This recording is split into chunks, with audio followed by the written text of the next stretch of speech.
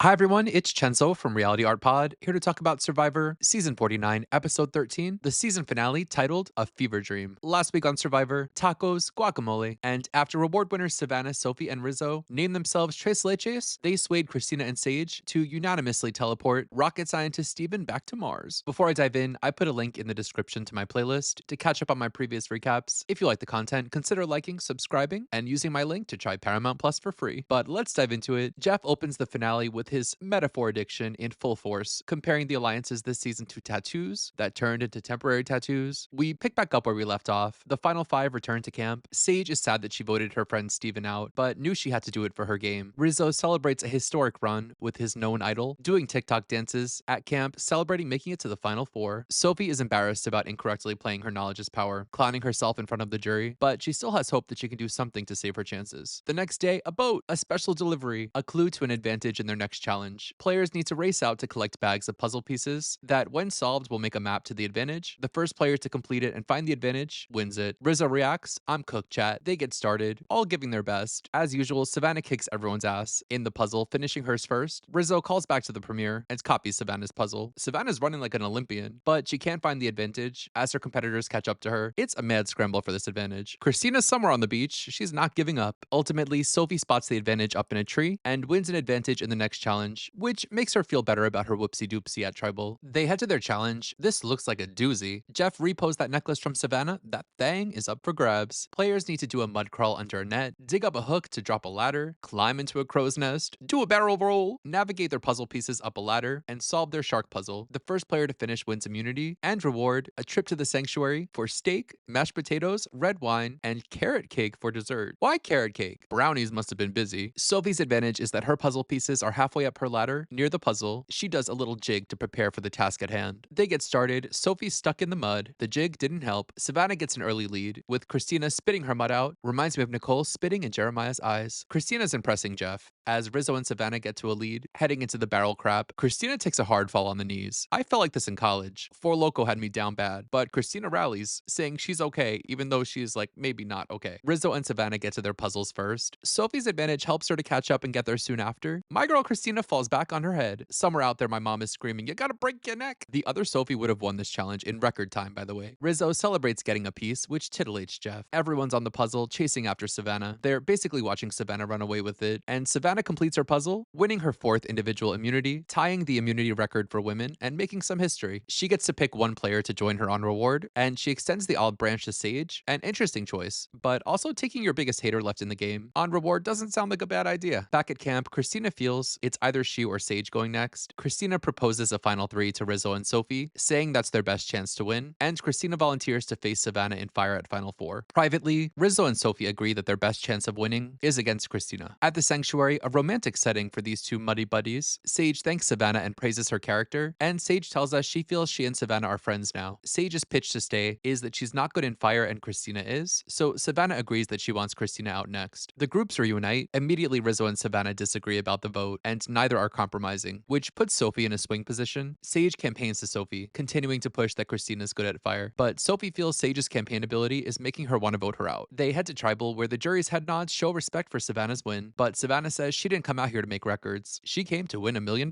Christina sets the stage that it's she or Sage going home, with Christina referencing Sage being upset she lost immunity a few weeks ago and getting hugs, claiming it was social game. Sage is offended that Christina brought that up, saying it wasn't game, and Sage gets upset, feeling this reminds her of not being included in her life, for being different and misunderstood. Christina tries to give Sage reassurance that people like her, but Sage gets defensive, and it becomes a back and forth that's getting nowhere. So they vote, and when asked for advantages, Rizzo finally plays his idol for himself. Jeff reads the votes. There's one vote in that thing for Sage from Christina, and four for Christina. So by a vote of 4-1, we lose Christina here, who started the season with lots of fun, silly energy in the premiere and gets a lot of focus with her struggling with the wilderness. I was expecting more funny content from her, but it was mostly super serious. She opens up to Shannon about losing her mother to addiction, and passes out at the challenge, and breaks down at a future challenge. I don't mind serious content. There's a story to be told there. People out there are struggling with grief. They still deserve opportunities, and for their stories to be told. Socially, she connected with other players, but strategically, pretty ineffective, even finding an idol but wasting it. I wouldn't even say she has social game. It seems she played a very personal game based on her opinions of others. As far as the game goes, I would say she's not a very good player, but she exceeded my expectations because I really thought she broke both her legs in that challenge. And Benji didn't. The next day, players head to their immunity challenge. Sorry, Savannah, that thing's back up for grabs. Players will dig under a log, then cross a balance beam to get handles and a ball, then use their handles to fish another ball out of a cage. They'll then complete a puzzle that then acts as a maze. The first player to land their balls through the puzzle maze will win immunity and the ability to send 2 other players to the firemaking challenge. They get started digging and digging. Savannah squeaks through first, followed by Rizzo and Sage, with Sophie getting stuck in the sand. These ball paddles are cumbersome, but are apparently Rizzo's specialty, as he gets out of there and to his puzzle first, followed by Sage and Savannah. Savannah keeps her cool, zipping through the puzzle, as Sophie continues to struggle and get frustrated with herself in the back, but she eventually joins the others on the table, as Savannah completes her puzzle and gets started with her balls. Sophie speedruns through her puzzle, and gets to be head-to-head with Savannah. Sophie whips through this puzzle, getting her first ball so fast, then the second ball, and winning final immunity, getting very emotional and rightfully proud of herself, dedicating this win to her grandmother. Sophie calls this win a fever dream, and oop, she said the thing. Now she has a big decision to make, deciding who to bring to Final 3 and which 2 to send to fire, asking the other players to leave her alone and practice as she decides what she wants to do. Savannah is annoyed that Sophie doesn't want to talk, as she feels she's not good at fire and thinks Sophie is sending her to her doom. So Savannah gets to work, deciding to teach herself to make fire, and she does. Sage is ready to accept her fate either way, but none of the potential firemakers are very good firemakers, it seems. Rizzo gets poo-pooed on by a bird. He thinks it's good luck. Rizzo steals a moment with Sophie, requesting Savannah as his opponent in firemaking. They head to Tribal, where the jury is elated that Sophie won immunity. Sophie gives herself props for fighting the whole game and winning when it mattered most. Rizzo publicly requests to go to fire, and Savannah requests to not be. Ultimately, Sophie decides to take Sage to the Final 3 and send Rizzo and Savannah to fire, with Savannah telling Jeff she feels 0% confident, and Rizzo saying his confidence is sky high. The first player to build their fire high enough to burn the rope and raise their flag will earn their spot in the Final 3. They get started, both getting baby flames that go out. Savannah builds a structure first, getting to touch the ropes, but Rizzo's right on her tail with a little pile. Then his fire goes out as Savannah's towering inferno burns through her rope and earns her a spot in the Final 3. A teary goodbye between these two, with Rizzo cheering Savannah on to win the game, and Jeff gives Rizzo his flowers and the floor to speak, getting emotional, saying he wanted to be a legend, has no regrets and made his family proud, but declares RIZGOD is mere mortal. But per his request, Jeff calls him Rizgod and gives him huggies on the way out. So we lose Rizzo here, who starts the season off on the Uli tribe, seeming to always be on the ends of their dynamics, helped by him beating Alex on the Journey Challenge. He has great social game throughout. His personality helped to shape the overall vibe of the season, and he takes control of the game at the split tribal, where he's able to get Sophie S to flip, and at one point has control of all the advantages in the game, which gave his alliance the window to knock down the giant opposing force. His biggest weakness is challenges, where he struggled in nearly every challenge post-merge, even ones I thought he'd be good at. The best part of his game was the masterful manipulation that he pulled off with his idle fake-outs, milking implied immunity for an insane stretch. We missed out on a banger tribal from Rizzo, and I think had he made it that one final step, especially over Savannah, he would have won the game. For me, he's the character of this season, who we obviously will be seeing again on season 50, which I'm excited for. His antics will challenge the players that we already know to think differently about the game. He's probably explaining 6-7 to Suri over iMessage as we speak. The next day, the Final 3 celebrate the first all-girl Final 3 in 20 seasons. As they reflect about the jurors, we hear some of the jurors' opinions coming into Final Tribal. Nate says Savannah is a killer. Sophie S respects Savannah for winning challenges when she needed to. Alex calls Sophie the ultimate underdog, with Steven praising Sophie for her spirit and strategy. Sage has her ally Jawan's support, and Christina praises Sage's social and strategic game, wanting to see Sage own it and not be emotional. Sage is planning a big reveal to tell the jury she's secretly a veteran, and Savannah declares she's going full throttle. Jawan declares this Act 3 of the horror movie, saying let's find out who the ultimate final girl is. Getting to the jury questions, when asked about their roles and their alliances, Sophie owns being the social leader in Tres Leches. Savannah pushes back a bit, saying it was more of a partnership, and that she felt a responsibility to win challenges to help her group. Sage says she bonded with Jawan about poop and turned him into an ally, pivoting that into the big reveal that she was in the army with experience and intelligence, saying she used her emotions as a mask to hide how strategic she was. On their motivations, Savannah talks about getting let go as a news anchor and deciding that going on Survivor is to do something for herself and set up her future. Sophie shares about her grandmother, taking care of her full time and watching Survivor with her. Sage's motivation is her friend who passed from leukemia and her partner. Christina calls Savannah out for not caring about the other players that weren't in her alliance, so Christina tasks Savannah to give a name of one family member for each juror, but Savannah says she can't. I probably wouldn't have been able to either. Even after Savannah admitted that she couldn't, Christina still forces Savannah to try, which was hard to watch her struggle through this. Christina doesn't have a Riddler task for the other two. MC asks for times when they swayed votes. Sage owns the vote against Steven. Sophie reveals that she eavesdropped on Alex and Jeremiah's conversation pre-merge, and she lied to Alex about Jeremiah to stay in the game. Savannah owns the Christina vote out, but Sophie interjects saying Savannah was playing personal tunnel, keeping Sage safe, and they have a little back and forth where Savannah shades Sophie for sending her allies to fire. Sage tries to own some more vote outs, but the jurors push back. The Hyenas seem annoyed with Sage for flip-flopping and letting Tres Leches sneak further into the game. Savannah says getting Sophie S on her side was her best move, and that Sophie was bringing her information that helped to keep her safe when she didn't win immunity. Sage again tries to take credit for taking Sophie S out, but Sophie S clowns on her, saying everybody voted for her, so Sage can't claim it. In their final cases, Sophie claims fighting it out the whole game. Savannah says she dodged bullets with strategy, strong tight relationships, and winning challenges, and Sage owns that she was able to be herself and still make it to the end. The jury makes their decision and Jeff reads the votes. There's one vote in that thing for Sage from Jawan, two for Sophie from Christina and MC, and the rest of the votes are for Savannah, which makes Savannah the sole survivor of season 49. Let's talk about these finalists. In third place was Sage, who started on Uli, setting the scene with Matt chat about peeing herself. Over time, we'll get a lot of poop and pee, that kind of stuff. Her tribe mates seem to like her a decent amount, though there's a through line from start to finish of her thinking people don't like her or are her enemies when they really do like her, deciding pre-merge that she just didn't like Savannah and Shannon when she could have just worked with them, which would have given her more options. After creating these one-sided rivalries, she then also retaliated against people who were kind of doing nothing to her, like rolling her eyes constantly at Shannon, who was just being Shannon, or saying she felt Savannah was mean, but then she was going to be a mean girl right back. Then Savannah ends up taking her honorable award out of the kindness of her heart. Sage is an interesting character. If she wasn't likable and funny, I would find her hypocrisy infuriating, but it added fun to the season. Of the final three, she might have played the best strategic game. The Shannon blindside was a great move that she orchestrated, that she didn't even try to take ownership of, and she was playing the middle and deciding a few votes, but she wasn't able to articulate her game in the final three, leaving some jurors bitter that she caused their eliminations for no reason. And in second, Sophie, the last surviving Kele, who from the start was connecting with everyone on her tribe, which she'd keep up with throughout the game. She's shown consistently connecting on a personal and game level with everyone, and we see her early on thinking ahead and being self-interested, considering finding Alex's idol and keeping it for herself. She barely survives to the swap, where she makes quick work, fanning the flames on the swap tribe. She tells us her plan is to work with the old Ulis and vote out the Hyenas, which is exactly what happened. I loved when she found the knowledge's power and kept it to herself. She's always known where the idols and advantages were the whole game, so I was expecting her to successfully use it and have this strong end game where she bosses up, but it all fell apart when they went on that taco reward. She confessed about her knowledge's power and then misused it at the same tribal, which was a major fumble that cost her the game. While I acknowledge that mistake, I still think there's a lot of good there. She's great socially, and with a little more bravery and trust in her gut, she could be dangerous, making her a great contender for a second chance type season. And our winner, Savannah, who stays in the in-group in Uli through a few combinations. It ends up being she, Rizzo, Nate, and Shannon, and she had a good amount of beef in the pre-merge with Jawan in particular. A big part of her personality is that she's real and says what's on her mind. If something's annoying Savannah, she's gonna say it, which is great in a reality TV person. She declares herself the warrior princess. She ate with that branding. Coming into the merge, she's seen by many or most as a major target, winning clutch immunities in spots where she absolutely would have been voted out. In some of those endurance challenges, she was not moving and could have gone for probably hours more. She's blamed by some jurors for not getting to know them or playing with them, but I'm not buying that they wanted to play with her either. Everyone wanted her out, which kept her on the back foot, so she wasn't really in the place to chill and make friends. I like her personality. She's icy, but also silly and loyal to her friends. She communicates very directly with people, which is product of her career and can be helpful, but also puts people off if they don't like her. The storyline of her being a reporter and the stuff about her job could have been fleshed out better in the edit. Overall, the edit was so all over the place and brings back my issue with the show not knowing how to tell the story when a woman wins. They'll put so much effort in to hide the winner, but when a man wins, they get this deep, obvious edit, full story. For me, it was crazy when she won Letters from Home and they didn't give her personal content or put photos on screen. I'm excited to see she and Rizzo on 50. Interesting that they can pretty much lie about how the season went to the other players who haven't seen it and downplay their relationship. She has good likelihood of making it to emerge, given her strength and challenges, and she'll be a serious problem for the other players in individual immunity challenges. They do the after show reunion, which I hope is the last time they do this on the island. Jawan spills champagne all over himself. The survivors are acting drunk. Sophie tells the group their tribe name Lawatu means highest ranking woman. They cheers to that. Savannah says she looked up to Kim Spradlin. Jeff jokes with the group about none of their advantages being effective, but Rizzo reminds Jeff he did his shenanigans with the idol. When they're talking about Jake, Sage gets emotional about losing the game, and they pause the conversation to give Sage some love, and Jeff lets the group know that Jake got home just in time to see the birth of his son. And we get our first look at Survivor 50, which is going to be so good. So that's all I have to say about this episode. Let me know in the comments, what did you think of this episode, the final three, and Savannah's win? If you like this video, consider liking and subscribing. I have a lot of Survivor 50 content coming up, and I'll be recapping the traders in January. Until then, you know where to find me. Bye.